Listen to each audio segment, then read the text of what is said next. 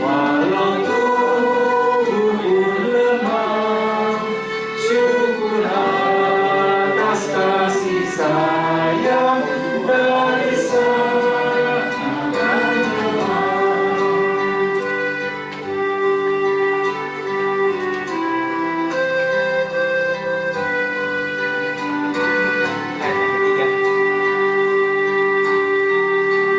Syukur atas bunga mawar, harum hingga negeri. Syukur atas awan hitam dan mentari berseri.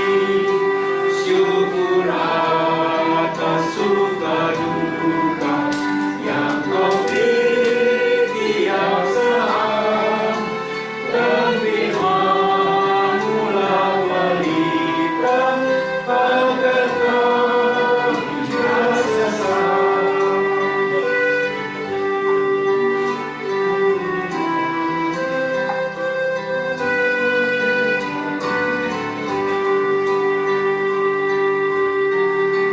Syukur atas keluarga penuh kasih yang mesra.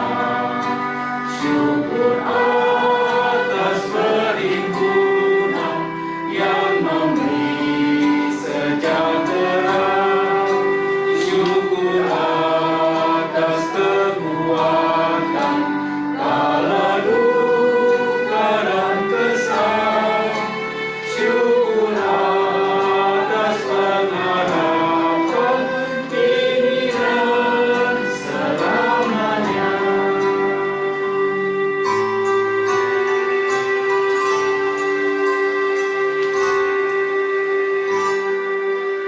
Saya pada saat menyiapkan lagu-lagu untuk kita ini, saya pikir lagu apa begitu ya.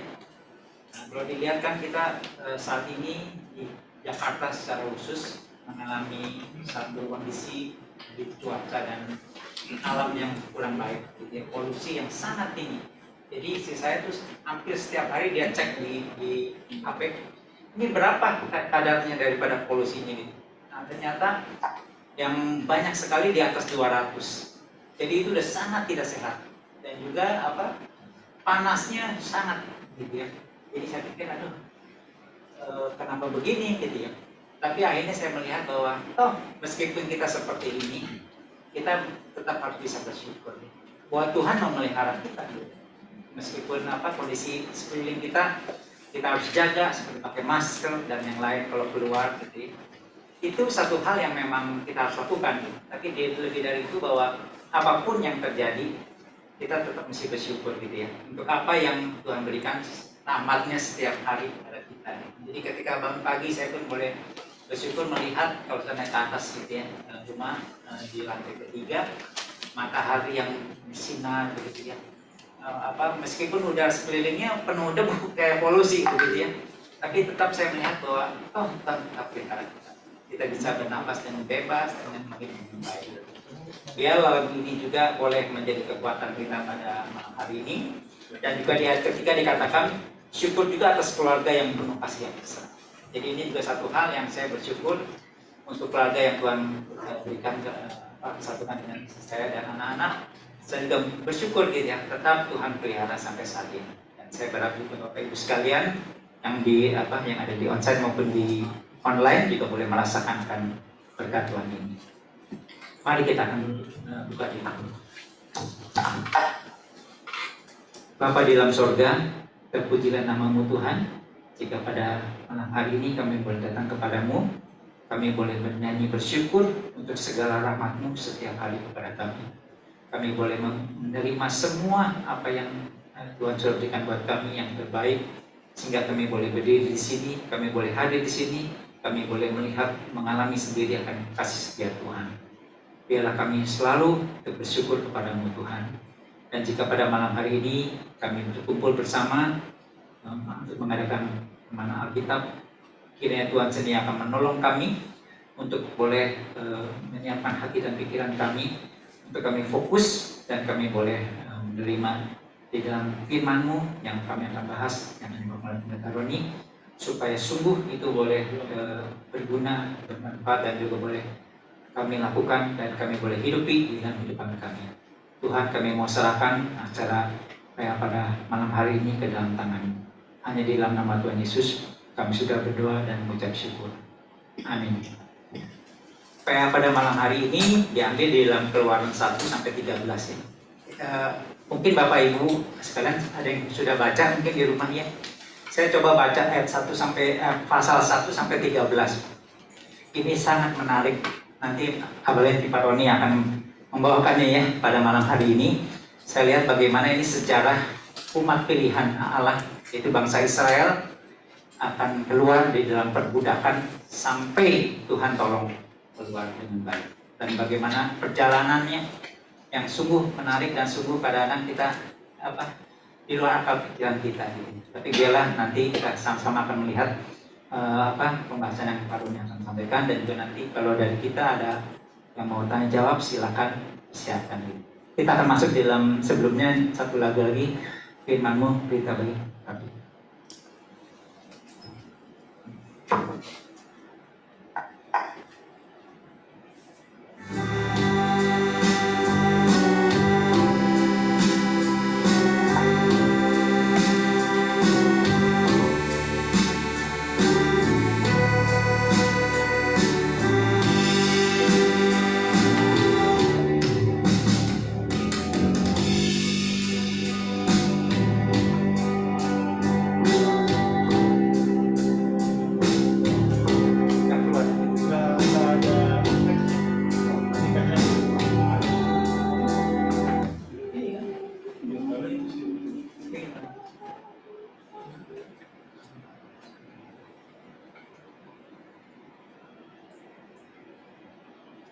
Apakah ada teksnya?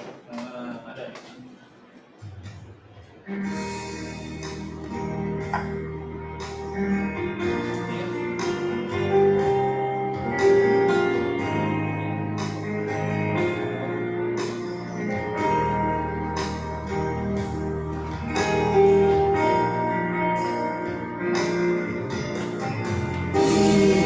Firman-Mu pelita bagi kakiku, terang bagi jalan.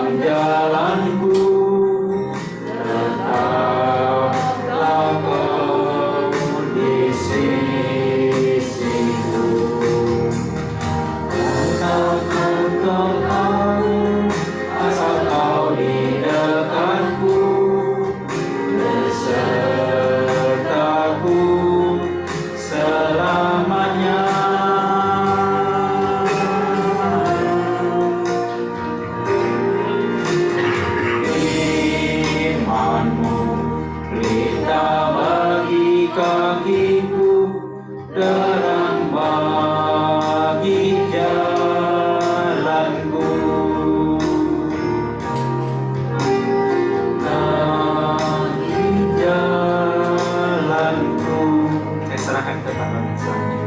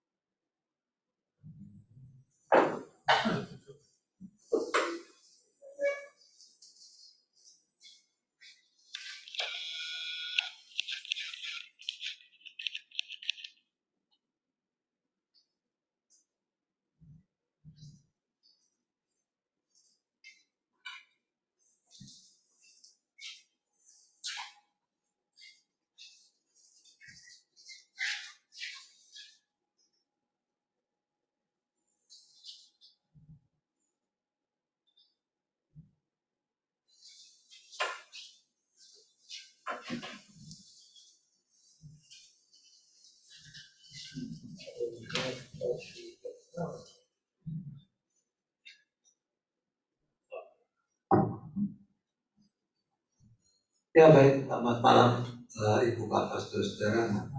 Saya mungkin lebih banyak untuk ini ya, masih kurang begitu sehat. Baik, jadi tema kita dalam PA malam hari ini, Musa memimpin umat keluar dari Mesir. Bacaannya itu dari kitab Keluaran 1 sampai dengan Keluaran pasal 13 ayat yang ke-6. Tadi Natua Frans sudah sempat bertanya menyebutkan ya siapa yang sudah membaca 12 pasal 6 ayat ini. Semua sudah membacanya. Oke, karena pasti kita tidak akan membaca 12 pasal 6 ayat itu dalam kesempatan saat ini. Oke. Jadi kitab Keluaran ini kita tahu dia adalah kitab yang kedua di dalam kumpulan Pentateuch, kelompok kitab Taurat dan Perjanjian Lama. Di dalam Alkitab Ibrani juga sama, dia adalah kitab yang kedua. Nah, kalau di dalam bahasa Ibrani, kitab ini disebut kitab Shemot, bukan Lemot, tapi kitab Shemot. Ini dari bahasa Ibrani, Sefer Shemot. Shemot itu nama, Sefer itu buku. Dan ini sebetulnya kalau kita perhatikan, dia diambil dari anak kalimat pertama dari Keluaran 1 ayat 1. Dan ini mau menunjukkan juga ada kesinambungan antara kitab Keluaran ini dengan kitab yang sebelumnya, yaitu kitab Kejadian. Jadi di dalam Kejadian di sana dicatat tentang bagian pasal 50, bagian akhir itu mencatat bagaimana Yusuf dia meninggal, dan itu kemudian yang dilanjutkan di dalam kitab Keluaran pasal yang pertama. Nah, lengkapnya Shemot yang artinya nama itu diambil dari Keluaran 1 ayat 1 yang transliterasinya itu berbunyi seperti ini ya. Vele Shemot Benei Israel. Inilah nama anak-anak Israel. Nah, kira-kira menurut teman-teman, menurut Ibu Bapak Saudara, kalau dalam bahasa Indonesia kita menamai kitab itu Keluaran, itu dari mana nama Keluaran?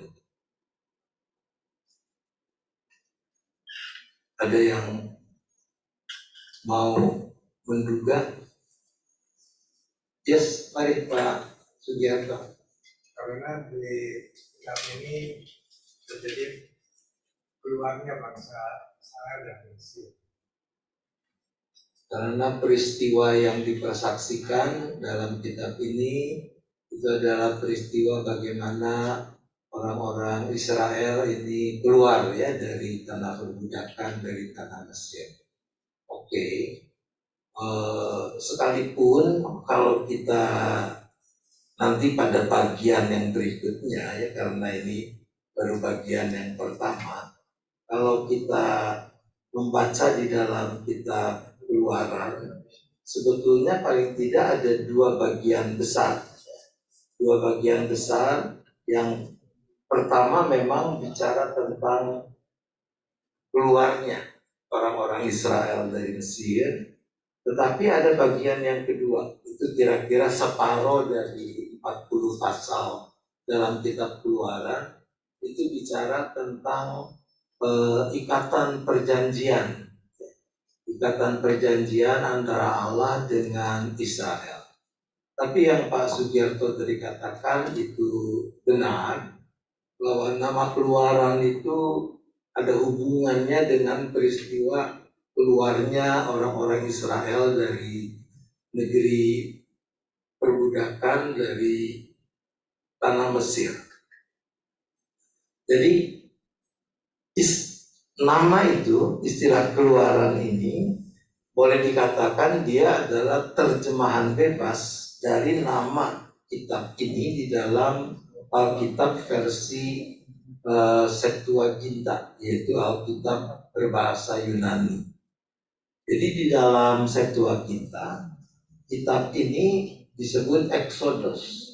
Exodus ini secara harfiah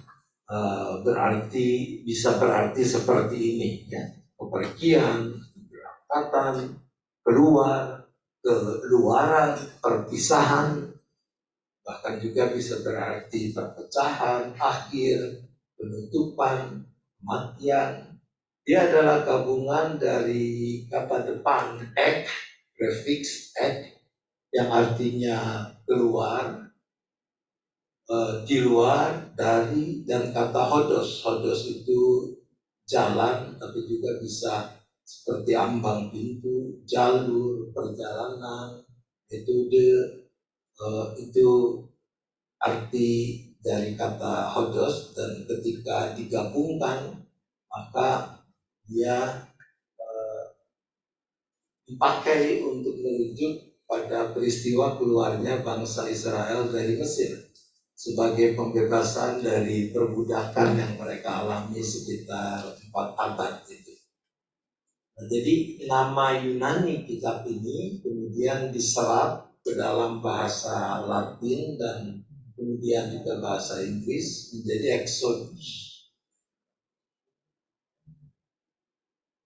Dan kata dari bahasa Inggris itu lalu diserap ke dalam bahasa Indonesia.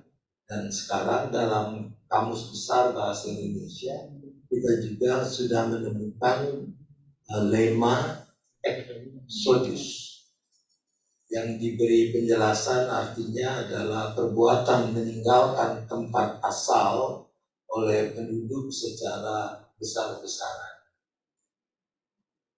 Nah, kata Exodus ini yang lalu dipakai menjadi juga judul lagu, judul film ya, yang mengangkat apa yang dipersaksikan dalam kitab Keluaran. Kita sekarang akan melihat garis besar dari kitab Keluaran, khususnya bagian yang menjadi topik kita pada malam hari ini. Jadi secara garis besar kita bisa katakan Kelompok pertama, klaster besar pertama itu adalah catatan kitab Keluaran tentang orang Israel yang mengalami penindasan di tanah Mesir. Itu mulai pasal 1 sampai dengan pasal 11 ayat 10. Kalau dirinci, maka bisa kita kelompokkan ayat 1 dari pasal 1 sampai ayat 22 ini bagaimana beratnya beban Israel sebagai orang-orang yang mengalami penindasan di tanah Mesir itu. Dan kemudian dilanjutkan pasal 2 ayat 1 sampai dengan pasal 4 ayat 31 itu terkait dengan kehadiran Musa. Bisa kita sebut ini fase persiapan bagi orang yang Tuhan akan pakai menjadi sang pembebas itu.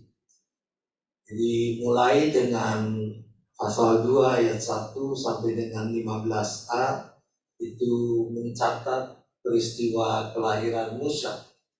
Peristiwa yang juga sangat menarik ya. Bagaimana di tengah ancaman dari Firaun yang mengharuskan sebetulnya bidan-bidan pada saat itu untuk membunuh bayi laki-laki, tapi Pua dan Zifra mereka dikatakan lebih takut kepada Allah.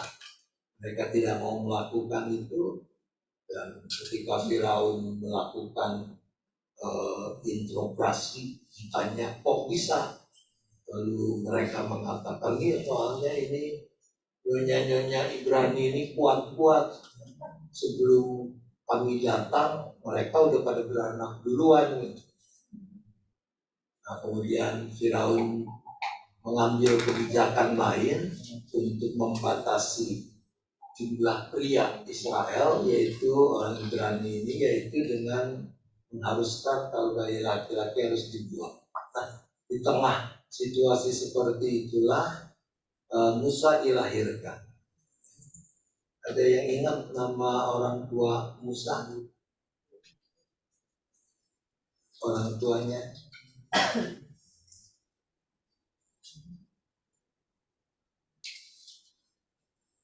nemunya nggak di pasal 1, nggak di pasal 2, nemunya ada di tengah-tengah. Ada yang ingat namanya? Mestinya Nani ingat ya. Guru sekolah minggu biasanya lebih ingat. Oke.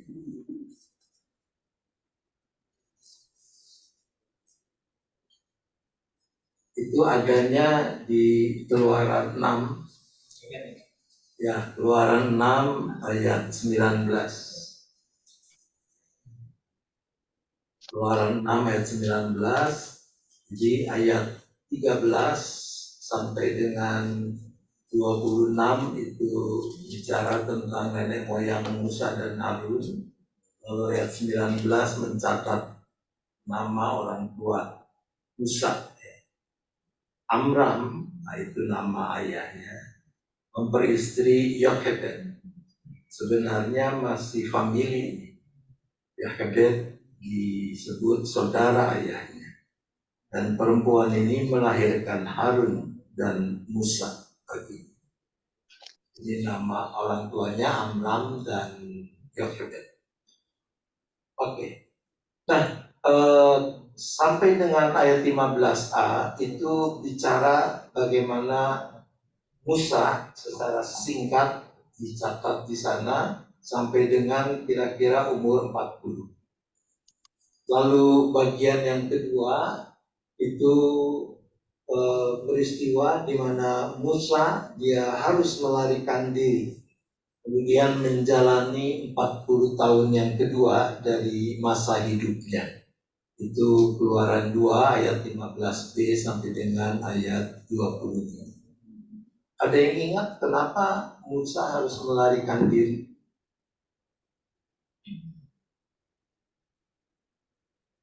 Ibu Suryanti? Adalah orang Israel yang dipukul sama orang Mesir. Orang Mesir yang dibunuh. Dari kedua, bangsa Israel berantem juga, posisi Israel dituding sama yang masuk. Kamu kan bunuh saya juga seperti bunuh orang Mesir. Jadi takut, kabur. Iya, iya. Jadi kalau kita membaca, rupanya bukan cuma sekedar tuduhan dari sesamanya orang Ibrani atau orang Israel itu ya, tapi juga kemudian di dalam Keluaran 2 ayat 15 di sana memang dicatat ketika Firaun mendengar tentang kejadian itu, di berita itu sampai kepada Firaun, dia berupaya untuk membunuh Musa. Karena itu memang Musa dia melarikan diri. Oke. Nah, di dalam kelompok ini dilanjutkan dari Keluaran 3 ayat 1 sampai dengan 4 ayat 31, yaitu proses panggilan atas diri Musa dan bagaimana kemudian Musa dia kembali ke Mesir. Jadi di bagian sebelumnya di sana kita membaca bagaimana Musa dia dalam pelariannya itu dia menikah, ya, dia dipungut mantu oleh Yitro mertuanya, dan lalu dia mengalami perjumpaan dengan Yahweh, dengan Tuhan Allah Israel. Nah, bagian besar yang ketiga adalah pergumulan yang dihadapi oleh Musa yang saat itu sudah ditemani oleh Harun. Dalam Keluaran 5 ayat 1 sampai dengan 11 ayat 10, bagaimana Musa mewujudkan apa yang Tuhan Allah minta untuk dia lakukan, yaitu untuk mengeluarkan orang-orang Ibrani atau orang Israel dari tanah perbudakan itu. Dan di sana, kalau ini naskah drama, maka ada puncak-puncak yang sangat menarik. Jadi di awal ketika dipanggil di sana, Tuhan sudah memberikan janji penyertaan kepada Musa yang diutusnya itu. Bahkan Musa juga dibekali dengan beberapa jurus, gitu ya. Kalau ini di dalam film silat, ini sudah diajarin nih, jurus untuk bisa meyakinkan Firaun agar mau membebaskan orang Ibrani. Tapi ternyata seolah pada fase itu nggak mempan,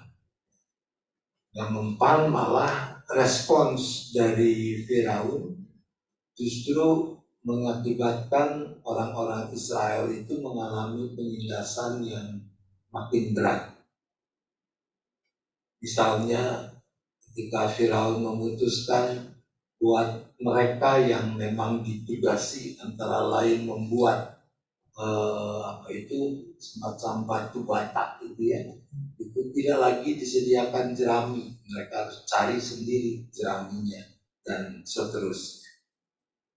Nah, bagian ini diteruskan ayat 22 dari pasal 5 sampai ayat 13, pasal 7 ayat 13, bagaimana Tuhan kembali meneguhkan jaminannya bahwa Tuhan dia akan menyatakan hakikat keberadaan dan juga kekuasaannya. Lalu lanjut dengan bagian yang sangat menarik, yaitu 10 tulah. itu mulai ayat 14 dari Keluaran 7 sampai dengan pasal 11 ayat yang ke-10. Nah, kelompok yang kedua ini mulai dengan catatan bagaimana orang-orang Israel atau bangsa Ibrani itu mereka bisa pada akhirnya meninggalkan negeri perbudakan, dan ada beberapa peristiwa di sana, tapi bagian kita sampai dengan 13 ayat yang ke-16 itu yaitu terkait dengan tulah yang terakhir, yaitu kematian anak-anak sulung Mesir, dan bagaimana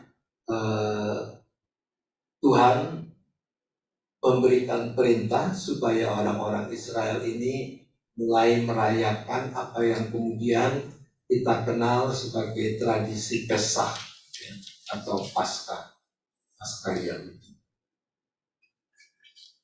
Nah, sekali lagi kita tidak membaca keseluruhan teks ini, tetapi sejauh Ibu Bapak, teman-teman mungkin ada yang sudah membaca seperti Pak Frans, barangkali ada juga yang lain, atau ada yang masih mengingat peristiwa yang dicatat di dalam Keluaran mulai pasal 1 sampai dengan pasal 13 ini, apa yang buat Anda itu sangat benar?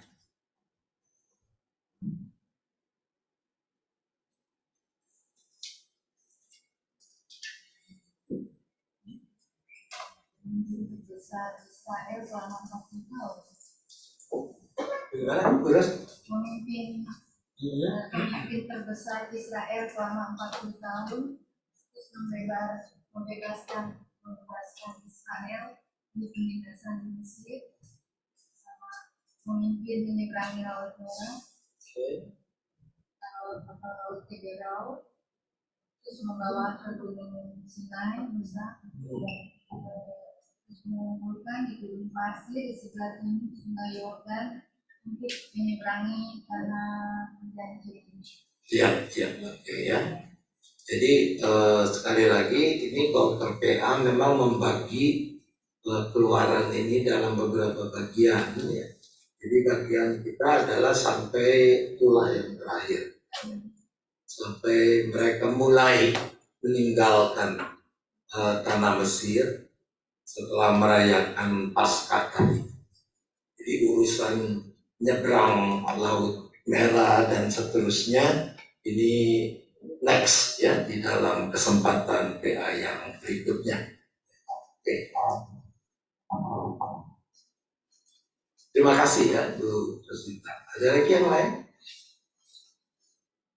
Apa yang buat Anda sangat menarik atau malah itu yang paling menarik kalau mengikuti catatan kitab Keluaran, mulai dari bagaimana orang Israel mereka berkembang biak, ya, bertumbuh menjadi banyak di sana, dan sampai kemudian penindasan dan apa yang Allah lakukan.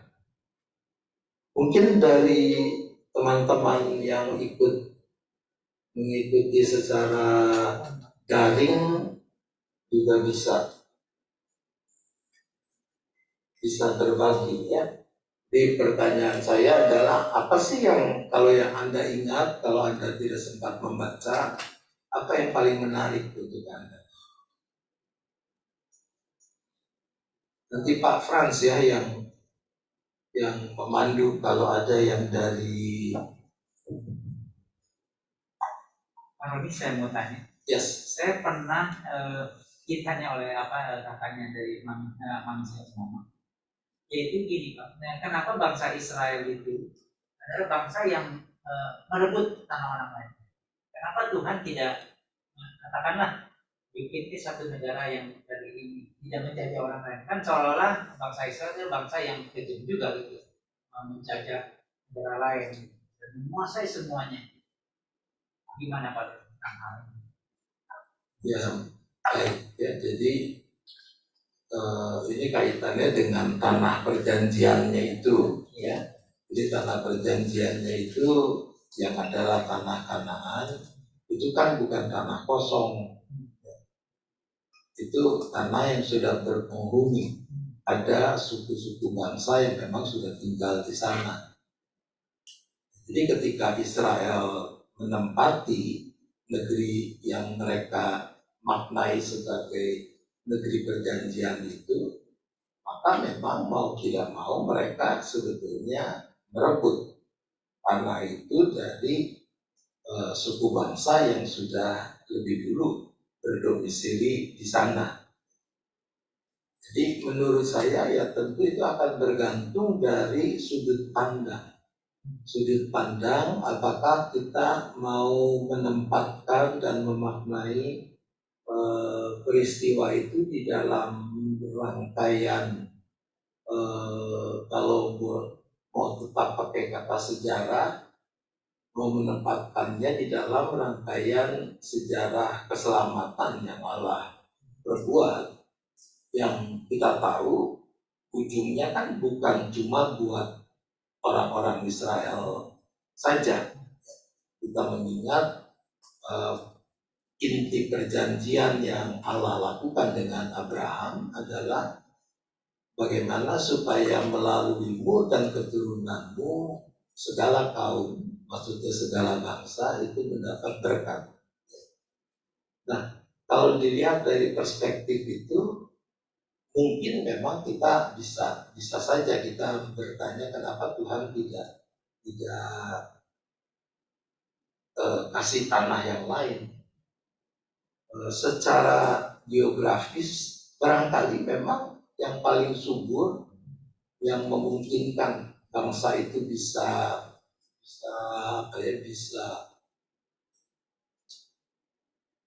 eksis dengan lebih baik, dan kalau itu terjadi lalu juga logikanya bisa makin menjadi berkat adalah memang negeri Kanaan itu. Tapi kalau dilihat secara sekular, memang yang terjadi adalah invasi. Di belakangan, bukan belakangan, ya sudah 2 dekadean lah kira-kira, ahli-ahli perjanjian lama pun ada yang misalnya menafsirkan peristiwa-peristiwa seperti dalam kitab Raja-Raja atau mulai dari Samuel itu dari perspektif politik, bahwa ada sebetulnya tulisan-tulisan ini untuk untuk meneguhkan kenapa dinasti tertentu yang mendapat atau yang memiliki kekuasaan. Ya, tapi itu soal lain lah. Ya, kita mungkin kembali dulu ya kepada topik kita pada malam hari ini. Baik. Ya. Ya. Lani. Kalau ini saya mau tanya terkait dengan terkait yang soal tulah. Mengapa Tuhan mengeraskan hati Firaun? Apakah ada maksud Tuhan sampai kepada anak Firaun mati? Dari situ baru stop begitu ya, bahwa itu udah nggak ada lagi. Apa maksud Tuhan mengeraskan hati Firaun? Jadi apakah nggak cukup sampai kepada ulah sekian begitu ya? Itu sudah cukup. Mungkin saya lagi baca juga berulang-ulang gitu ulah itu, dan apalagi menyerang seluruh negeri di Mesir. Dan saya membayangkan orang-orang Mesir juga sudah bilang mungkin ya sama Firaun, udah cukuplah kamu menyerah gitu ya, biarkan bangsa Israel itu keluar begitu. Tapi di sini saya baca Tuhan mengeraskan hati Firaun. Berarti Tuhan mengeraskan hati Firaun maksudnya gimana? Oke. Pernah ngitung nggak berapa kali teks atau ayat yang bunyinya kurang lebih begitu? Tuhan mengeraskan hati kita dalam bacaan kita malam ini. Pernah ngitung nggak berapa kali? Saya sih 10. 10 ya, 10. 10 kali. 10 kali seperti. Tapi juga kan ada teks lain yang bunyinya kira-kira Firaun mengeraskan hati. Ya, dalam bacaan kita. Berapa kali teks yang ngomong Firaun mengeraskan hatinya atau yang seperti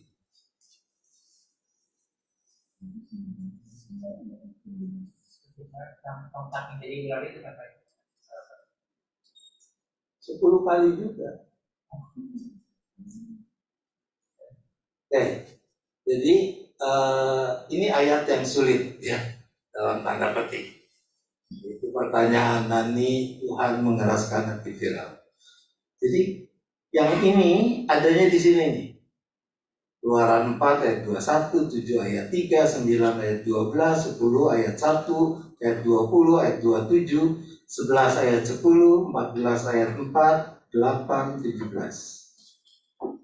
Tapi juga tadi ada teks yang bunyinya Firaun itu yang mengeraskan hati. Kita lihat saja. Kita lihat yang paling dekat itu Keluaran 7 ayat 13.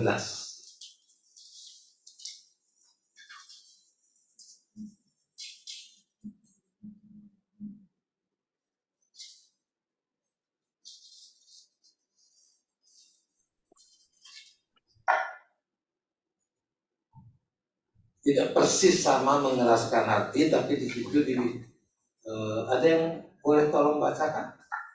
Firaun berkeras hati sehingga ia tidak mau mendengarkan mereka, seperti yang telah difirmankan Tuhan. Oke. Jadi di situ disebutkan Firaun berkeras hati. Dan pertanyaan Nani tadi membawa kita pada persoalan ini. Jadi sebenarnya yang mana? Kalau disebut Tuhan mengeraskan, inisiatifnya kan datang dari Tuhan. Kalau Firaun dia mengeraskan hati atau dia berkeras hati, maka itu adalah pilihan kehendak bebas dari si Firaun untuk memang tidak mau menerima bahwa dia harus membebaskan orang-orang Israel ini. Dan persoalannya menjadi makin pelik sebab kalau kekerasan hati itu adalah akibat dari tindakan Allah, inisiatif Allah yang mengeraskan, apakah adil kalau kemudian Allah juga menghukum Firaun karena kekerasan hatinya itu? Dan kalau kita lihat dari urut-urutan ungkapan-ungkapan itu, maka sebenarnya yang pertama muncul itu di dalam ayat pasal 4 ayat 21, kemudian pasal 7 ayat 3, sebelum ada catatan hati Firaun berkeras tadi, duluan Allah mengeraskan hati Firaun.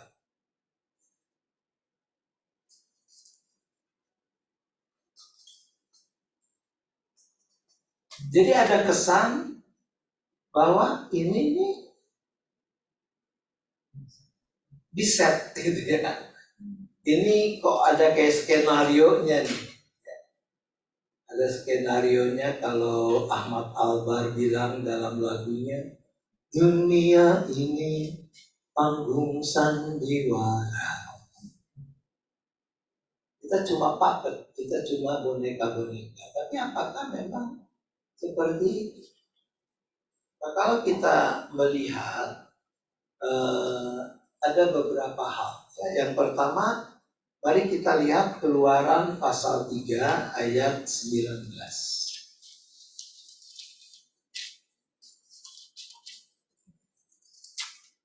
Keluaran 3 ayat 19.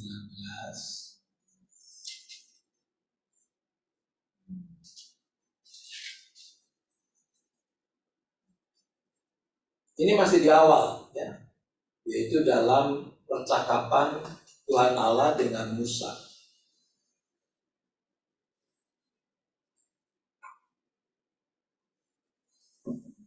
Ada yang lain boleh tolong membacakan?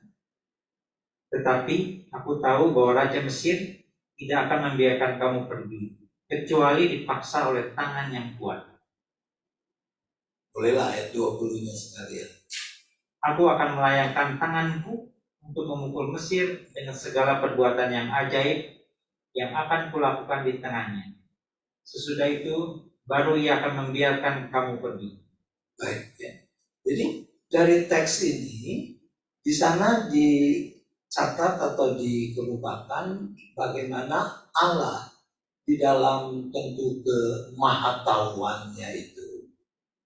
Allah tahu kalau Raja Mesir yang kemudian disebut Firaun itu memang akan mengeraskan hati mereka, yaitu bahwa mereka tidak akan membiarkan orang-orang Israel pergi.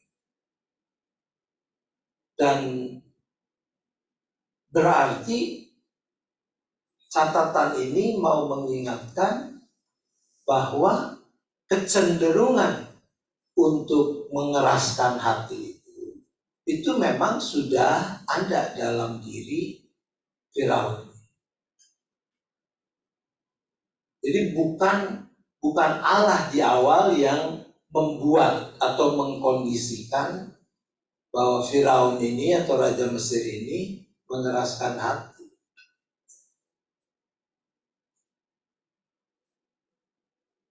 Firaun hanya akan melepaskan Israel setelah tadi, kalau dia sudah disebut dipukul dengan tangan Tuhan. Jadi ayat ini mengingatkan sekali lagi Allah, dia sudah tahu kalau Firaun itu akan mengeraskan hatinya. Lalu yang kedua, dari segi tata bahasa. Jadi ungkapan Allah mengeraskan hati Firaun, kurang hati ya, dalam Keluaran 4 dan seterusnya tadi. Atau lebih tepat itu memang Allah akan mengeraskan hati Firaun. Itu dari segi tata bahasa dia menggunakan kata kerja mengeraskan itu dalam bentuk imperfect. Imperfect itu ya belum rampung, bukan sesuatu yang sebetulnya sudah final. Artinya kalau dia belum rampung, sebenarnya bisa ada perubahan tidak? Bisa ada perubahan. Perubahan itu kan bisa datang dari dua pihak. Firaun kalau kita lihat nanti, kalau kita lihat peristiwa di dalam 10 tulah itu kan juga ada ada stage ya, ada perbedaan-perbedaan dari respon dia terhadap tulah. Sebetulnya terbuka kesempatan bagi Firaun, bagi dia untuk bertobat. Cuma memang itu tidak dia lakukan. Dia justru makin mengeraskan hatinya. Jadi bentuk kata ini mau mengatakan bahwa memang Allah, dia sedang atau akan membuat hati Firaun keras. Tapi yang pertama itu tidak menunjuk secara khusus apa dia melakukan. Dan kalau kita kaitkan dengan Keluaran 3, maka pasti bukan di awal. Bukan udah didesain bahwa Firaun ini akan menjadi orang yang keras hati, yang banyak istilah lah ya untuk menggambarkan itu. Nah, perihal bahwa Allah juga akan mengeraskan hati Firaun, maka sebetulnya dengan catatan-catatan ini mudah-mudahan tidak lagi menjadi masalah. Karena Firaun yang sejak awal memang sudah punya kecenderungan untuk mengeraskan hatinya. Maka tindakan Allah yang mengeraskan hati Firaun mungkin bisa dimaknai bahwa Allah membiarkan Firaun untuk memilih mengeraskan hati. Sebab itu kalau kita bicara tentang, menurut saya, kalau kita bicara tentang proses bagaimana manusia jatuh ke dalam dosa kan seperti itu. Allah memberikan tanggung jawab, tapi juga kan memberikan kebebasan kehendak. Kejadian bicara tentang itu. Bagaimana Tuhan menempatkan manusia di Taman Eden, lalu Tuhan memberi tanggung jawab. Semua boleh kamu makan, tapi yang ininya.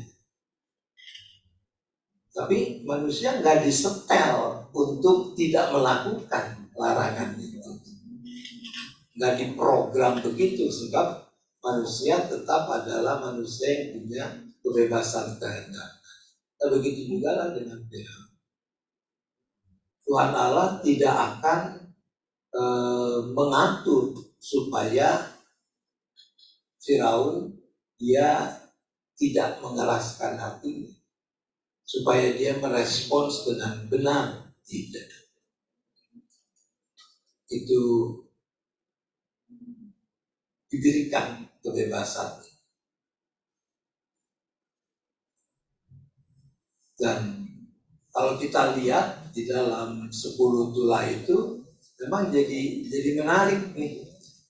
Sebab 10 tulah itu kalau kita perhatikannya mulai dari yang pertama, siapa yang berkeras hati.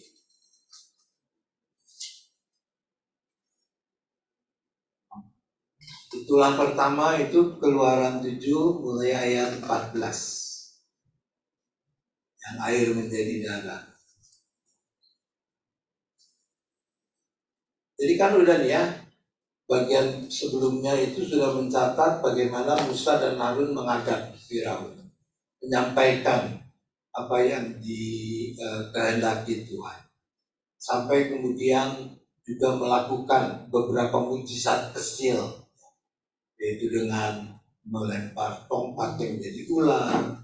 Tapi kemudian ahli-ahli sihir Firaun juga bisa melakukan hal yang sama. Dan itu yang membuat Firaun berkeras hati.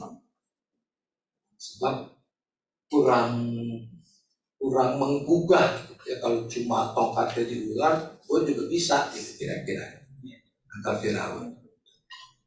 Nah, jadi tulah pertama itu diawali dengan ayat 14 di mana Tuhan berfirman kepada Musa, Firaun berkeras hati. Ia tidak mau melepaskan bangsa. Jadi di sini tulah pertama bukan Tuhan yang mengeraskan hati Firaun, tapi sudah diberi penjelasan Firaun yang berkeras hati. Nah ternyata apa yang dilakukan, yaitu air jadi darah, ini juga masih bisa ditiru oleh para ahli ilmu gaib Mesir. Dan ini yang membuat untuk ketiga kalinya dicatat Firaun berkeras hati. Itu di dalam ayat 22.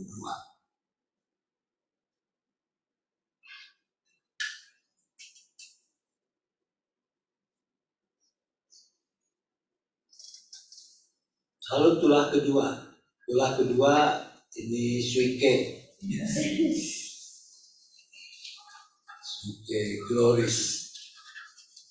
ternyata juga sama. Ahli-ahli mubaik itu juga bisa melakukan hal yang serupa. Kata-kata bermunculan.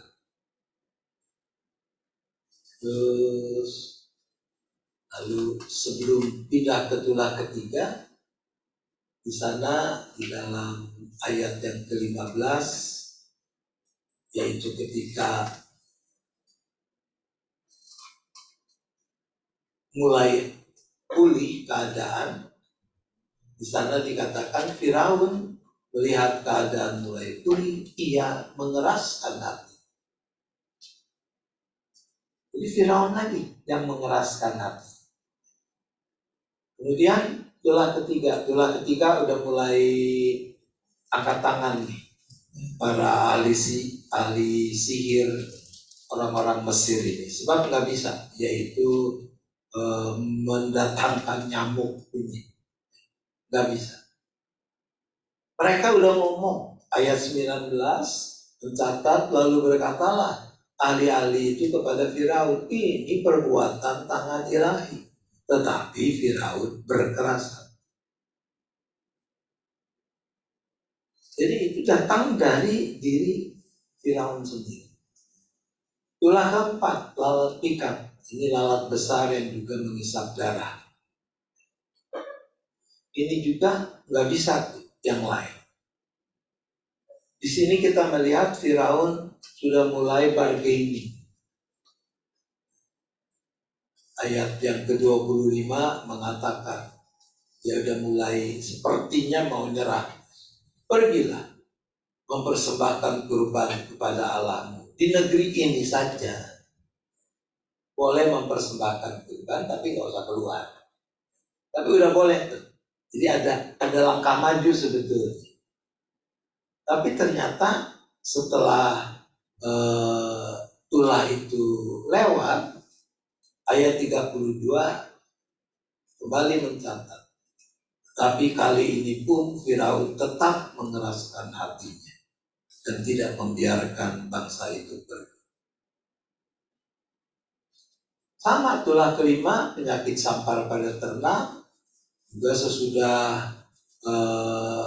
itu terjadi, ayat 7 mengatakan Firaun tetap berkeras hati. Dan nanti baru mulai tulah ke-6.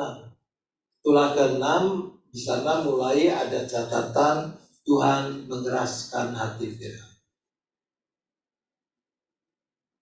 Dalam pengertian, kalau saya dalam pengertian bahwa Tuhan membiarkan Firaun memilih untuk mengeraskan hati.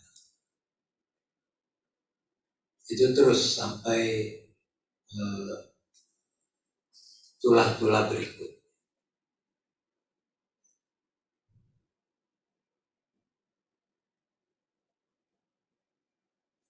Kalau ini saya mau tanya, Pak. Yes. Untuk yang tulah-tulah ini, untuk yang tulah-tulah ini, saya pernah membaca gitu ya, yang untuk tulah yang kedua soal katak, Pak. Apakah Tuhan ada maksud tersendiri gitu ya, mengapa memberi tulah katak? Apakah katak ini merupakan salah satu dewa begitu ya, dewanya Mesir, dewa orang Mesir, sehingga ketika ada banyak kata-kata itu kan, jadi Tuhan ingin menghancurkan apa ya, dewa mereka gitu ya, bahkan katak di mana-mana sampai mati begitu. Nah, ada nggak Pak kira-kira yang penjelasan mengapa Tuhan sampai memberikan tulah katak begitu? Saya sejauh saya membaca-baca, saya sih belum nemu tuh ya ada dewa kodok di Mesir. Belum ya, karena saya katanya kan maksudnya Mesir itu kan menyembah Banyak dewa. Iya, banyak dewa dan kebanyakan hewan begitu ya Pak. Nah, Tuhan ingin menghancurkan apa ya, dewanya mereka sehingga sampai dijadikan tulah dan itu katak begitu banyak dan mati begitu. Ya, ya nanti coba kita cari ya, apakah ada wujud dewa Mesir itu yang memang disembah, yaitu dalam wujud katak tadi. Tetapi ada memang bahwa tulah-tulah itu juga untuk menunjukkan kemahakuasaan Allah di atas dewa-dewa Mesir tadi. Misalnya dengan kegelapan, tulah yang berapa? 9 ya, atau ke-8. Yang ke-8 itu kan yang gelap itu kan cuma di daerah orang Mesir.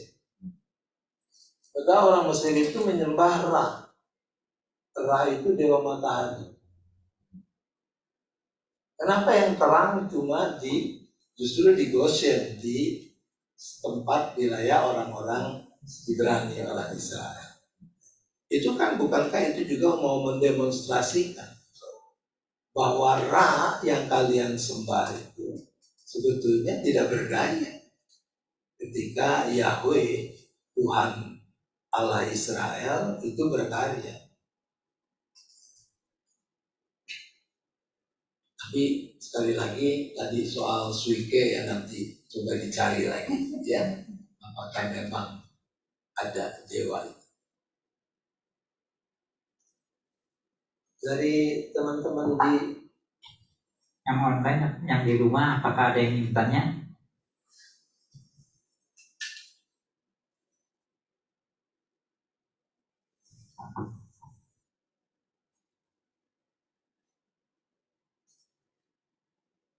Pak Roni, saya mau tanya. Dengan tulah yang tadi dikatakan tadi 10 tulah, jadi kalau kita refleksikan dengan kehidupan kita, gitu, kan kemungkinan kita untuk mengeraskan hati atau memilih yang tidak sesuai dengan Tuhan kan kemungkinan besar kita juga seperti itu. Nah, tapi belajar dari pengalaman ini, bagaimana, apakah ada satu kepekaan kita, katakanlah kalau kita mengeraskan hati itu jangan tulahnya sampai 10 gitu, di 3 atau di 5 gitu, supaya kehidupan kita jangan sampai mencapai satu titik yang terendah sampai udah nggak bisa apa-apa, katakan anak sulungnya meninggal gitu, itu kan jadi satu aib kali ya pada zaman itu, sehingga menyerah begitu itu. Nah, kalau kita sebagai anak Tuhan, bagaimana untuk bisa mengerti begitu kan, sampai jangan sampai kita tuh sampai ya oban begitu Pak sama Tuhan ya kita. Ya, tentu cerita ini tidak mengajak kita untuk menghitung kekerasan hati kita sudah sampai seberapa dan berapa banyak ya. Jadi saya kira apa yang Frans tanyakan mestinya kita semua sama-sama menjawab ya buruan. Begitu tahu, begitu aware, begitu sadar, ya jangan nunggu dulu sampai dikepret gitu kan. Baru diselentik sedikit aja gitu, mestinya sadar dong. Sadar orangnya. Ya kan nunggu sampai dikepret kalau nggak sadar juga ya. Artinya boleh jadi ada orang yang seperti itu, yang mengeraskan hati. Jadi mungkin agak mirip dengan mengeraskan hati itu kalau dalam Perjanjian Baru saya belum lihat ya, kalau terjemahan TB2 pakai kata apa. Tapi yang terjemahan baru yang versi yang pertama itu bicara misalnya tentang ciri-ciri orang yang masih hidup lama. Itu disebut ada istilah degil hati. Ya, masih ingat ya istilah itu. Nah, kata degil itu menggunakan kata porosis yang menggambarkan sebuah proses. Sebuah proses, orang enggak begitu aja, enggak mendadak sontak jadi degil, jadi keras hatinya. Tetapi berangsur-angsur, dia makin akhirnya mengeraskan hati. Seperti Firaun ini. Nah, kalau gambaran yang konkret, saya beberapa kali pakai contoh seperti ini. Ini ibu bapak saudara ada yang seumur hidup belum pernah nyontek. Kalau belum pernah nyontek rugi. Sebab itu pengalaman yang luar biasa. Ya. Pertama kali nyontek itu kan ada nggak dalam hati kita itu pertarungan antara suara yang mengatakan jangan, terus ada yang mengatakan mumpung, ayo, itu tuh. Akhirnya kita ikutin. Misalnya kita nyontek. Dan nyontek yang pertama kali kita lakukan itu pasti kita lakukan dengan berdebar-debar, ya. Dengan ketakutan, dengan dengar porsi geser aja kita pikir gurunya udah tahu dan seterusnya. Tapi ternyata lolos, terus lulus lagi. Ada godaan untuk mengulangi, ada suara yang bilang jangan, masih. Tapi begitu kita abaikan, lalu kita mengulangi lagi kali yang ketiga, keempat, dan seterusnya, suara itu masih terdengar? Masih ngomong nggak suara itu? Enggak. Masih, suaranya masih ngomong. Cuman kitanya udah makin gudeg. Nah itu mengeraskan hati. Itu degil. Jadi hati-hati. Makin kita mengabaikan, maka akan terjadi. Kita makin keras.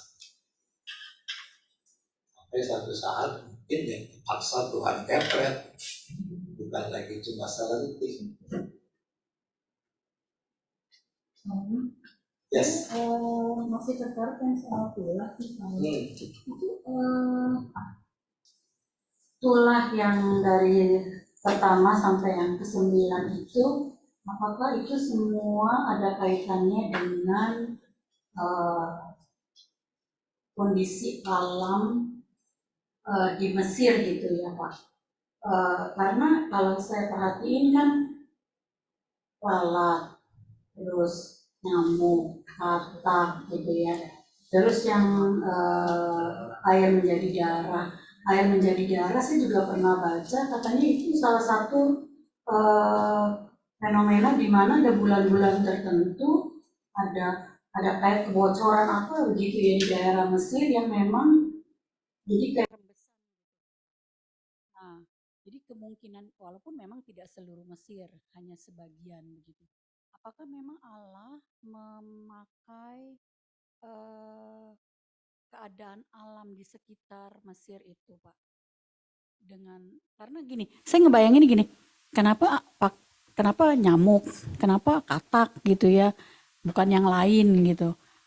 Kenapa juga penyakit sampar, lalu bisul. Nah, itu gimana tuh Pak? Sangat mungkin bahwa apa yang memang sebetulnya bukan sesuatu yang asing ya untuk orang-orang yang tinggal di daerah Mesir itu memang dipakai juga oleh Tuhan Allah ya, untuk dalam proses untuk menegur tadi. Nah ini ya asal kita tahu saja ya. Jadi sekarang ini tidak semua ahli-ahli Alkitab itu sepakat ya mengatakan bahwa memang persis seperti itulah yang terjadi. Ya sama seperti sampai sekarang kan kita masih menceritakan, Nani masih bercerita toh di sekolah minggu. Bagaimana tembok Yerikho itu runtuh. Gimana runtuh? Setelah dikelilingi kan, sambil tiup trompet apa begitu kan. Ilmu arkeologi bilang waktu orang Israel sampai ke sono udah reruntuhan tuh Yerikho gitu. Ya. Tapi sekali lagi buat kita tidak mempertentangkan hal itu. Itu tidak harus terus jadi menggoyahkan kita lalu membuat kita menyimpulkan Alkitab ini banyak bohongnya nih.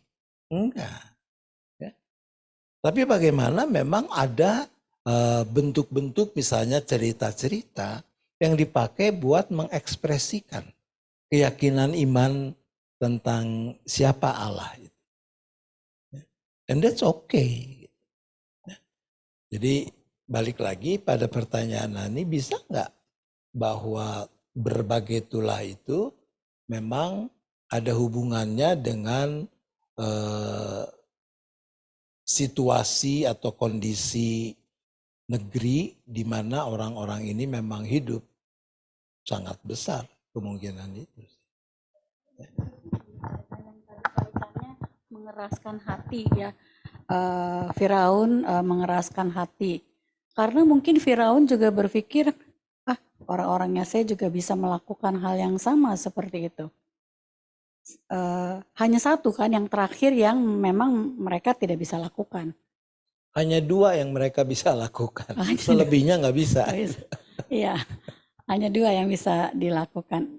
Itu maksud saya, ya artinya Tuhan dengan kaitan yang tadi itu mengeraskan hati karena Firaun berpikir orang-orangnya saya bisa juga melakukan itu. Ya, saya kira itu betul ya. Jadi setelah tulah pertama, di sana ketika para ahli sihir, ahli ilmu gaib Mesir juga bisa mengubah air menjadi darah, Firaun jelas langsung dikatakan Firaun berkeras hati, tidak mau mendengarkan Musa dan Harun. Begitu sampai dengan bahkan ketika para ahli sihirnya udah nggak bisa, itu mulai tulah ketiga, mereka yang datang kepada Firaun. Mereka bilang sama Firaun, ini perbuatan tangan ilahi. Jadi mereka sebetulnya sudah mengingatkan, wis, mandek gitu ya, udahlah.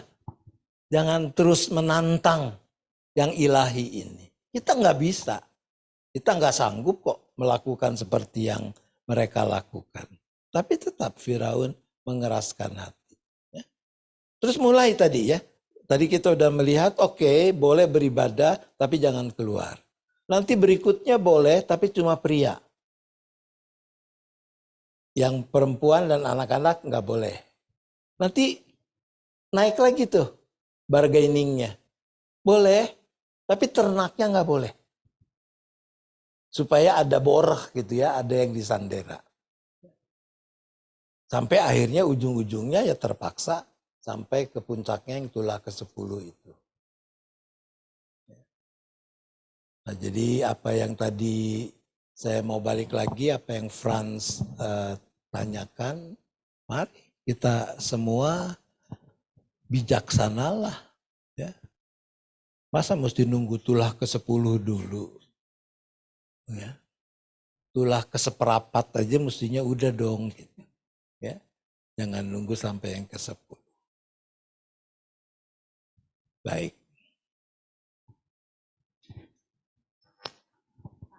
Yes.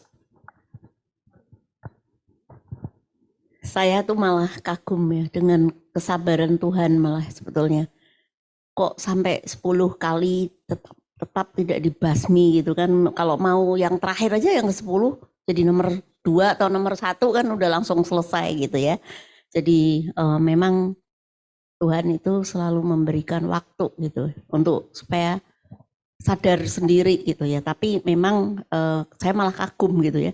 Kalau saya sebagai manusia rasanya nggak usah lama-lama lah, cepetan aja gitu ya. Karena Tuhan bisa melakukan itu. Cuman itulah yang saya malah mendalami itu malah mungkin sebaliknya dari yang disampaikan bahwa kita menunggu dulu gitu. Tapi kalau saya sih Tuhan itu maha semuanya gitu. Sekali aja udah cukup. Yang kedua Pak, dihubungkan dengan kondisi sekarang kan COVID ya. Mungkin apakah dalam perjanjian lama sih binatang gitu ya. Tapi kita kalau lihat COVID kan sebenarnya dari binatang juga, dari kalau kita baca karena sebetulnya dari kelelawar gitu ya. Mungkin enggak sih sebetulnya Tuhan itu juga memberikan kode gitu ya. Manusia tuh sudah terlalu mengeraskan hati juga dengan keinginan untuk mencari uang. Sebetulnya kan sekarang manusia itu semua ingin instan, ingin uang, ingin kekayaan, ingin segala-galanya. Nah itu seperti itu kalau dihubungkan dengan kondisi sekarang. Binatang tapi bentuknya virus lain. Mungkin itu Pak pertanyaan saya. Makasih Pak. Ada yang mau berpendapat teman-teman terhadap apa yang disampaikan oleh Ibu Eni?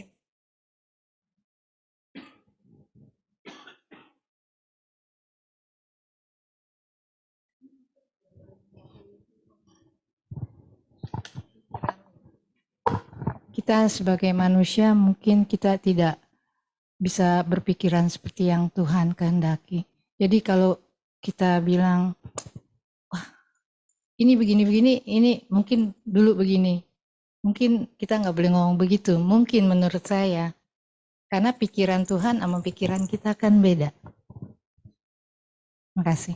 Apakah dengan itu Roh mau mengatakan bahwa oke, kita mengalami masa yang begitu berat dengan menjangkitnya virus corona itu, tetapi urusan apakah itu cara Allah yang memang Allah gunakan untuk mengingatkan kita supaya manusia ini bertobat,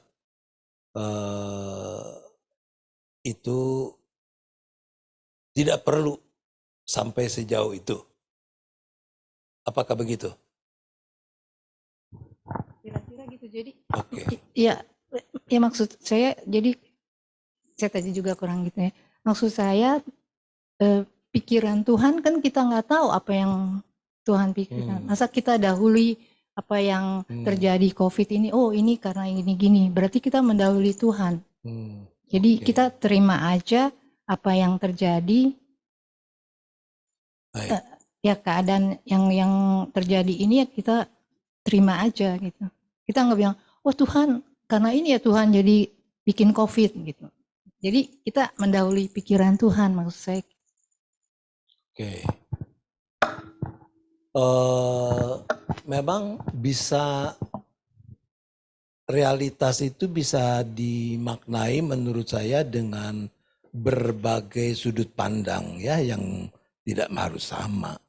Bahkan di kalangan orang Kristen sendiri, di kalangan teolog-teolog sekalipun ada keragaman pendapat tentang hal itu. Ya. Tapi kalau ditanya menurut Pendeta Roni apa? Ya. Maka saya mengatakan begini. Saya sampai sekarang dan mudah-mudahan sampai akhirnya terus meyakini bahwa Tuhan Allah yang saya kenal di dalam Yesus Kristus itu adalah Bapa yang baik. Dia tuh nggak suka iseng ngerjain orang, ya ngerjain kita. Artinya agak berbeda dengan situasi yang sekarang kita bahas dari Keluaran. Kalau Keluaran itu kan Tuhan bertindak karena umat yang Dia kasihi ini diperlakukan semena-mena gitu. Ya. Ada penindasan yang terjadi dan itu tidak berkenan kepada Tuhan. Maka di dalam karya pembebasannya itu, lalu Tuhan terpaksa sebetulnya dia harus memunculkan tulah-tulah tadi. Ya. Tapi tentang virus corona, saya tidak berpendapat sampai seperti itu. Artinya buat saya itu bukan sesuatu yang sejajar dengan tulah. Ya. Sebab kalau tulah itu mestinya kan kalau seperti yang kita baca di Keluaran, umat Tuhan selamat kan. Ya. Yang menderita karena tulah itu Mesir. Ya. COVID enggak kan. Semua dihajar gitu. Semua kena yang seperti itu. Ya. Tetapi bahwa hal itu juga bisa membangkitkan dan baik ya. Baik-baik saja kalau lalu membuat orang menjadi sadar diri ya, menjadi makin mawas diri. Tentu baik-baik saja. Ya. Tapi saya tidak segera menyimpulkan bahwa itu Tuhan sedang berkarya lewat virus corona supaya manusia bertobat. Ya. Begitu ya. Oke. Pak Roni, saya mau tanya lagi tentang apa Musa. Kan dia sejak bayi diasuh oleh dia putri Firaun dengan ada pengasuhnya begitu ya. Pengasuhnya memang kan jadi dari keluarga juga kan. Nah ini kan kalau kita lihat si Musa itu ketika dewasa, ya mungkin umur yang udah bisa memikirkan yang benar, dia kok bisa tahu dia adalah bangsa Israel gitu Pak. Itu peran dari si pengasuh kah atau bagaimana Pak? Kan di kerajaan itu kan mestinya ada aturan-aturan yang jelas yang harus diikuti begitu Pak. Itu saya ingin memperjelas saja itu pengaruh dari mana ya sampai bisa si Musa itu mengatakan dia adalah orang Israel. Ya, memang tidak ada sebuah deskripsi yang utuh ya tentang apa yang membangkitkan kesadaran itu di dalam diri Musa. Tetapi dugaan Franz tadi menurut saya itu sangat mungkin. Yaitu kalau kita membaca kan Musa itu ayat 10 ya, pasal 2 ayat 10. Ketika anak itu telah besar, ia membawanya kepada putri Firaun yang mengangkatnya menjadi anaknya. Nah, di sini besar ini usia berapa tahun itu juga saya tidak meneliti sampai sejauh itu ya. Tetapi paling tidak karena dia diurus dirawat oleh sebenarnya kan ibu bayi itu yaitu Yokebed sebetulnya ya, yaitu ibu penyusu yang dimaksudkan itu. Ya. Itu kan pinternya Miriam ya. Itu mesti ada waktu beberapa tahun. Sehingga pemahaman Musa tentang siapa dia sebetulnya itu sudah mulai tertanam. Menurut saya sih memang dari sana, mulai dari sana. Nah ada satu catatan yang saya tidak tahu, Keluaran 4 ayat 24. Ya. Buat teman-teman jadi masalah enggak?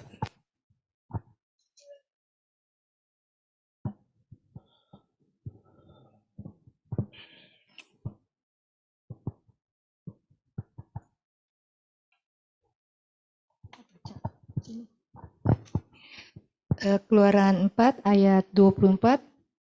Tetapi di tengah jalan di suatu tempat bermalam, Tuhan mendatangi Musa dan berusaha untuk membunuhnya. Gak ada masalah ya? Biasa-biasa aja ya?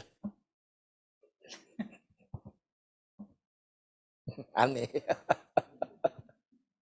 Ketika saya membaca ini juga, kok gitu sih? Saya baca lagi gitu ya. Sampai saya kasih garis hijau, stabilo, terus pakai bolpen merah, saya garis bawahin ya.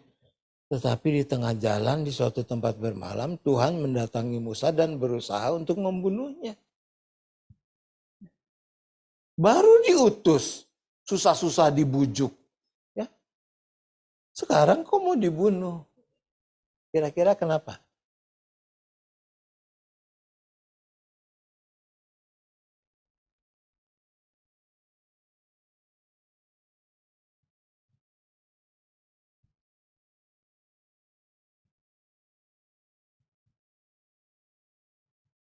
Apa Tuhan baru emosinya saat itu gitu ya? Kan sebelumnya kan Musa kan ngelak terus gitu kan ya, macam-macam alasan gitu ya.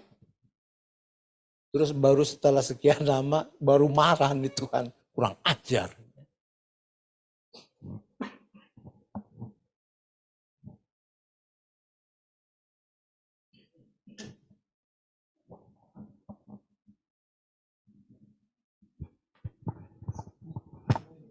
Silakan. Legitimasi tentang sunat. Jadi ini mungkin ini selipan begitu. Ayat selipan untuk Ya. memberikan legitimasi kenapa sih sunat itu diberlakukan. Iya. Baik, terima kasih Pak Sinki ya. Jadi kalau kita baca ayat berikutnya 25 dan 26, mungkin itu bisa memberi hints kepada kita. Ya. Ayat 25 dan ayat 26. Boleh tolong dibacakan?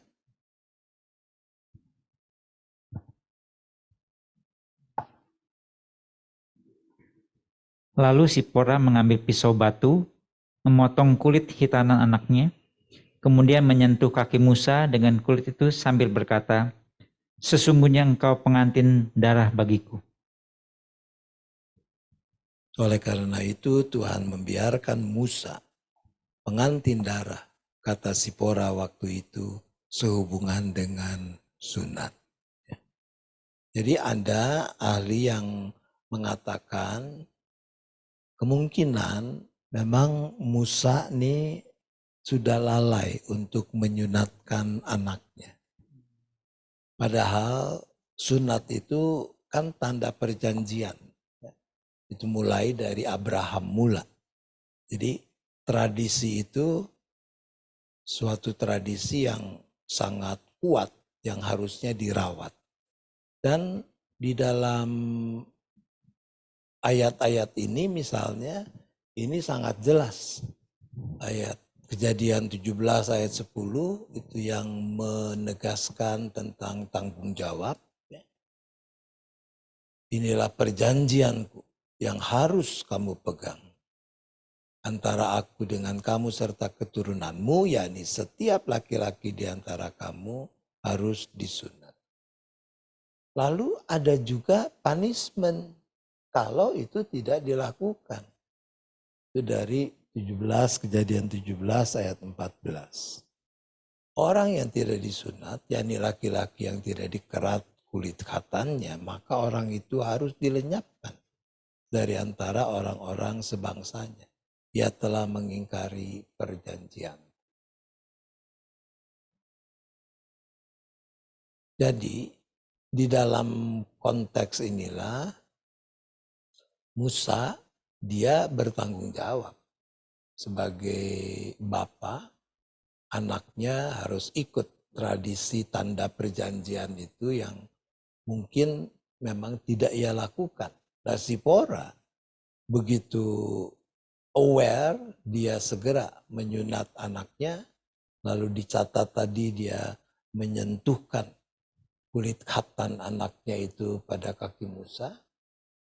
Tanda sunat sebagai tanda perjanjian itu sudah dipenuhi. Dan dengan begitu ada harapan Musa dilepaskan dari hukuman Tuhan. Dan Sipora di sana mengatakan Musa adalah pengantin darah baginya. Karena dia yang telah menyelamatkan Musa sehingga Musa bisa tetap hidup. Jadi suami dengan cara tadi. Meneteskan juga darah dari kulit khatan anaknya.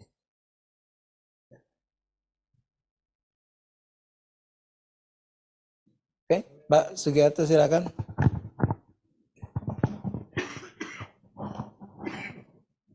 Saya ingin nanya, dari mana misalnya Sipora bisa mengetahui hal sunat ini?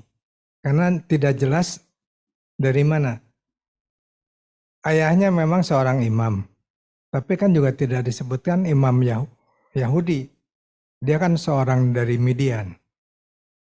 Itu yang pertama. Dan yang kedua, sebetulnya mertuanya Musa itu siapa?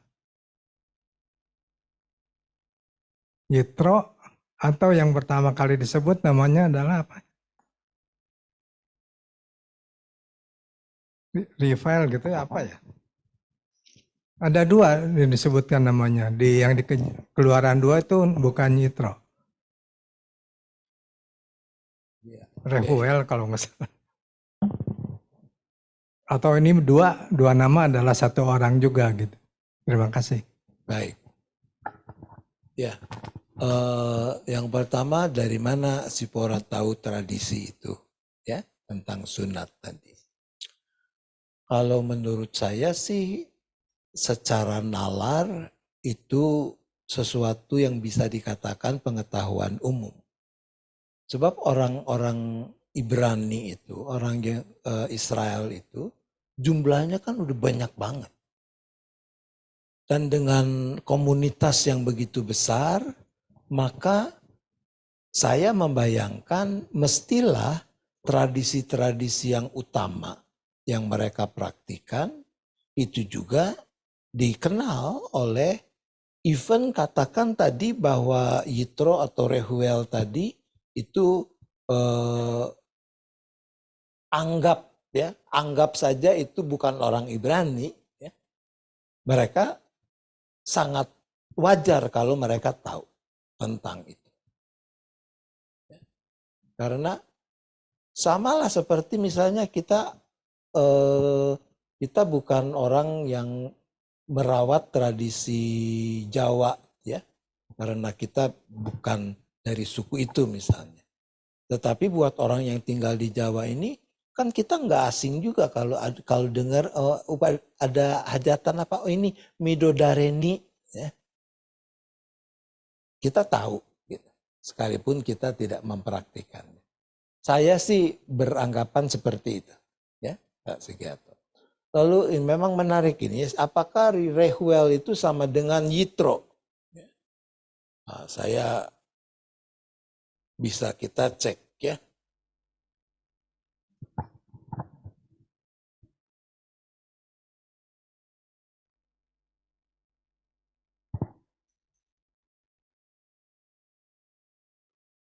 Kecuali yang sudah pernah periksa.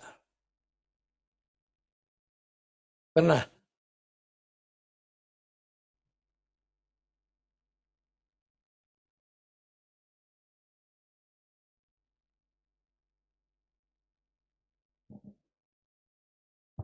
Ya, kalau Wikipedia mengatakan Yitro itu disebut juga Rehuel.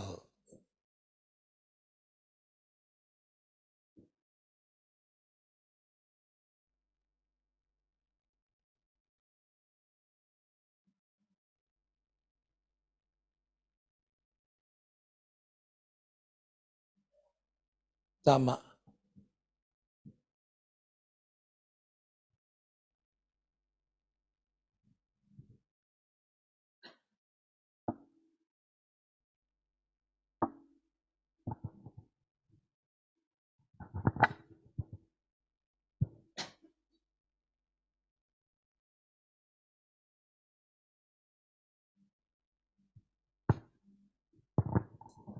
Oke, beberapa menit ya sebelum kita tutup.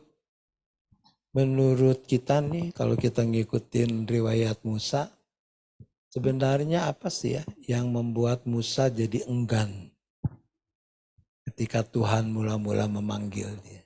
Ares-aresan kan Musa.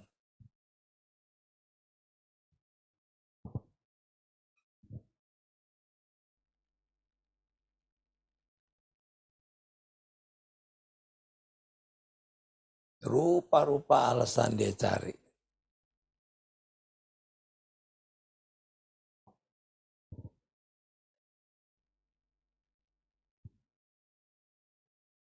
Orang yang terlalu low profile, Pak. Low profile. Berlebihan sehingga merasa kurang pede begitu. Kurang pede. Kurang mampu. Tidak bisa berkata-kata gitu. Jadi merasa kurang lah dirinya gitu. Iya, iya. Oke. Baik. Ini penting nih pertanyaan ini dan jawaban kita sebab ini ada hubungannya dengan proses pemilihan penatua.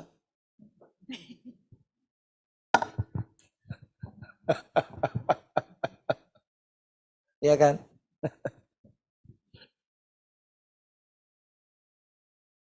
sih Pak sebetulnya dengan orang Israel?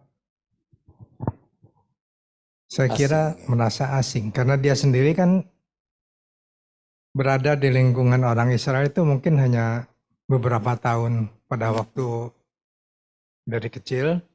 Kemudian dia pindah ke istana berarti kan setengah terasing ya. Tapi usia 40 tahun sudah kejadian pembunuhan sampai dipanggil usia 80 lebih banyak dia tinggal di luar gitu. Iya, iya. Ya, baik. Baik. Kenapa? Nyalinya nggak besar. Nyalinya kecil ya. Oke. Baik.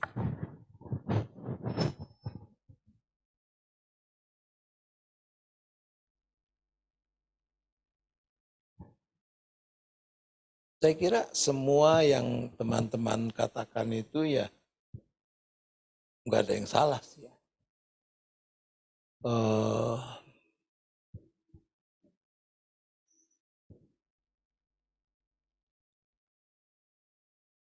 Tapi barangkali kalau dilihat ya dari apa yang penting juga gitu ya untuk kita perhatikan, apa yang Musa sampaikan kepada Allah dalam dialognya dengan Tuhan Allah. Jadi mula-mula kan Tuhan mengatakan bagaimana Allah mendengarkan teriakan orang Israel, lalu sekarang Allah mau mengutus Musa. Itu di dalam pasal 3. Ya. Ayat 10 Tuhan menyatakan pengutusan itu, lalu ayat 11 di sini mulai Musa mengatakan berdalih, siapa aku ini yang akan membawa menghadap Firaun, membawa orang Israel keluar.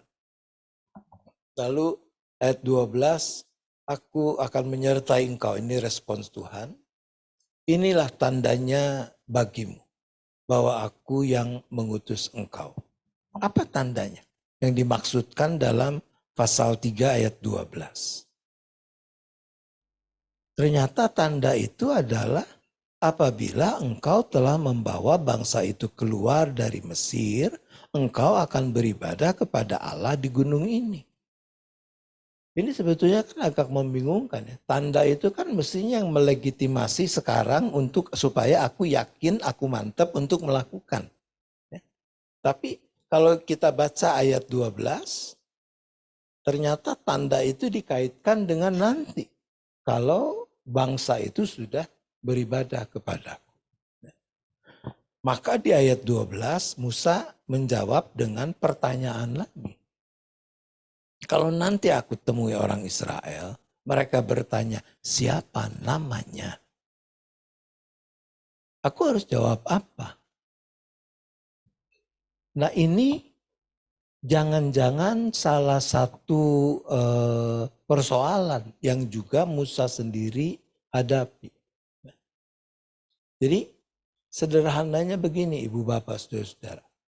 Buat orang-orang Timur Tengah kuno, nama itu bukan cuma sekedar pembeda antara orang yang satu dengan orang yang lain. Ya. Sekarang ini kan sebetulnya lebih umum itu adalah untuk mengatakan dia memang si A, ini si B. Enggak lebih dari itu.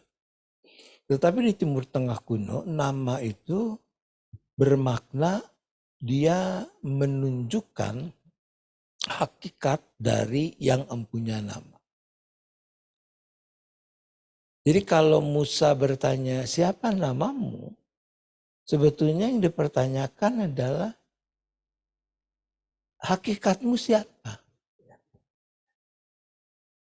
Sebab kalau itu jelas, lalu kami ada dalam situasi seperti ini, dan dengan hakikat yang seperti itu, kami bisa diyakinkan bahwa engkau memang bisa membebaskan kami akan oke. Nah, kira-kira seperti itu. Jadi bukan cuma sekedar minta fotokopi KTP, fotokopi kakak nih. Ya. Tapi persoalan hakikat tadi. Dan saya kira itu yang paling besar yang membuat menjadikan Musa ragu. Karena dia sendiri belum mengenal secara personal hakikat Tuhan itu siapa. Dan bukankah itu yang juga mestinya terjadi dalam kehidupan kita masa kini, bahwa ada pengenalan personal dari setiap orang yang mengaku diri sebagai pengikut Kristus, anak Tuhan, dengan siapa yang memang diakui sebagai Tuhannya.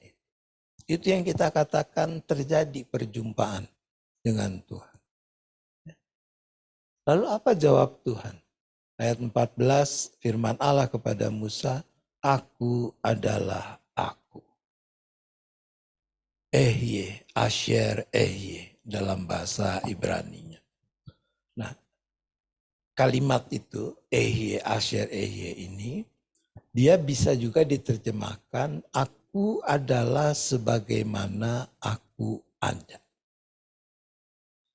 Jadi menjawab Musa, seolah Allah mengatakan, kalau kamu mau kenal siapa hakikatku, kamu alami saja kehadiranku dalam hidupmu. Kamu lihat saja karyaku, apa yang ku perbuat di dalam perjalanan hidupmu itu. Maka kamu akan tahu siapa aku. Itu namaku. Ya. Dan bukankah itu yang terjadi sepanjang perjalanan orang-orang Israel ketika mereka keluar dari tanah Mesir. Mereka mengalami siapa Allah. Siapa sesungguhnya dia. Dan mudah-mudahan kita juga punya pengalaman yang sama. Bahwa pengenalan kita bukan cuma karena dulu lagi sekolah minggu diceritain mengkanan mengkenen gitu ya.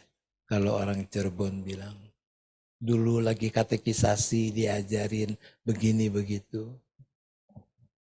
Tapi bahwa kita betul-betul menjadi pengikut Kristus yang setia, menjadi anak Tuhan yang sungguh karena kita punya pengenalan personal siapa dia.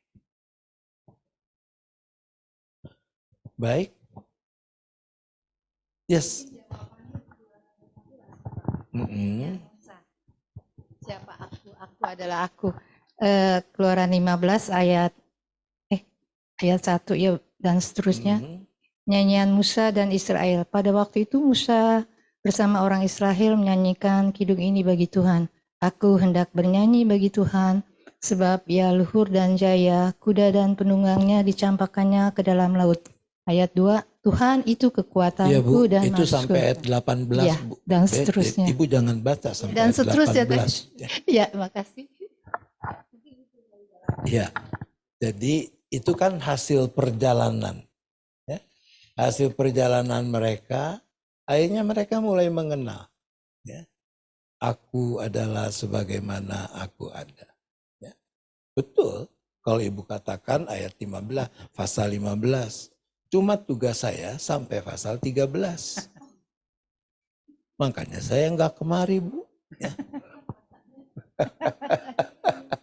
Nggak apa-apa, Bu Ros. Ya. Makanya tadi kan sampai di sini, ini saya kasih merah nih. Ya. Ada tuh, ya. Ya. Oke. Masih ada yang lainnya?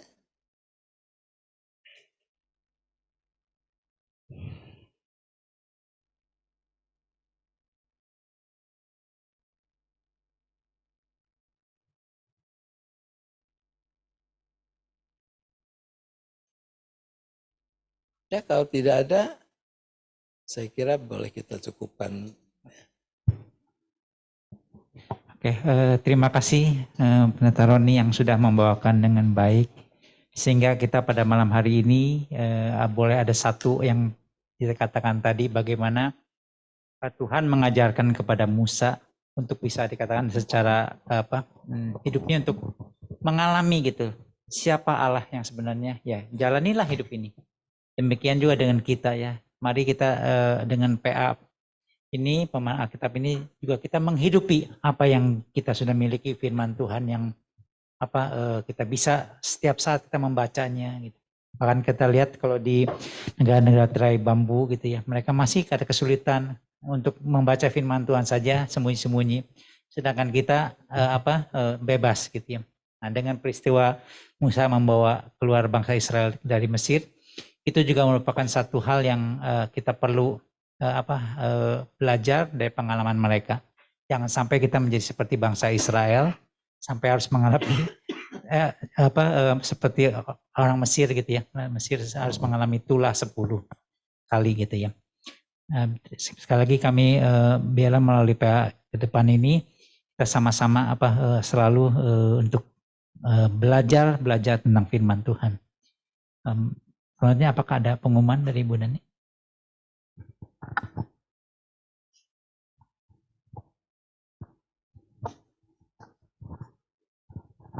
Ya, selamat malam Bapak Ibu, terima kasih Pak Roni untuk PA malam hari ini. Tapi kita akan ketemu lagi di bulan depan lanjutannya, yang pasti lebih menarik karena hari ini aja udah saya dapat banyak banget.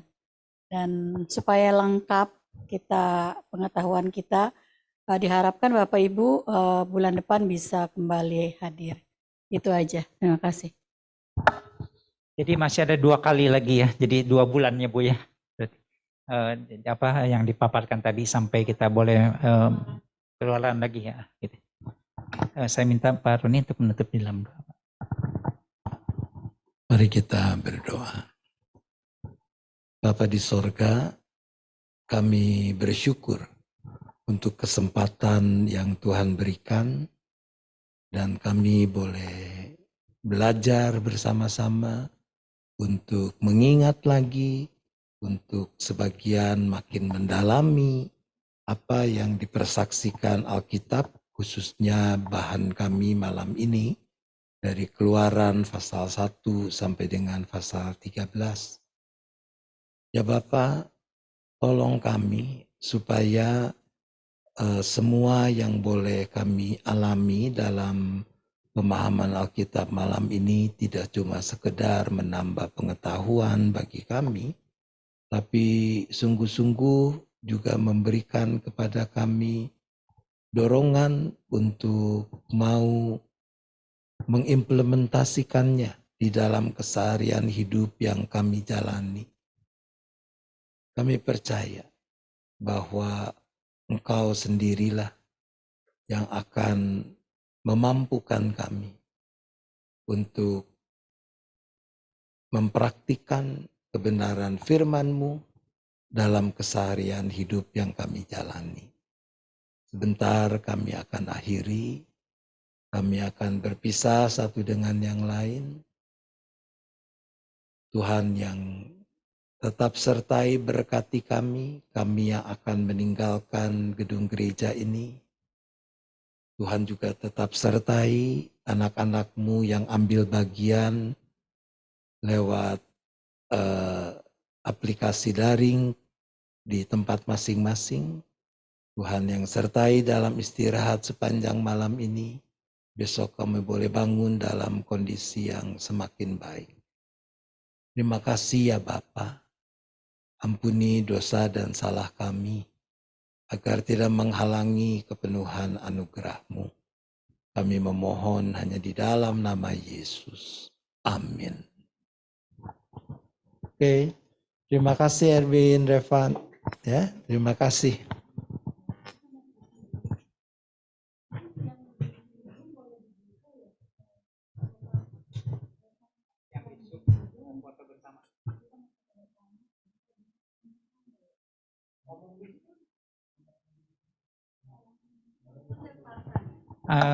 Untuk yang ada di rumah, kami minta untuk membuka videonya supaya bisa difoto bersama.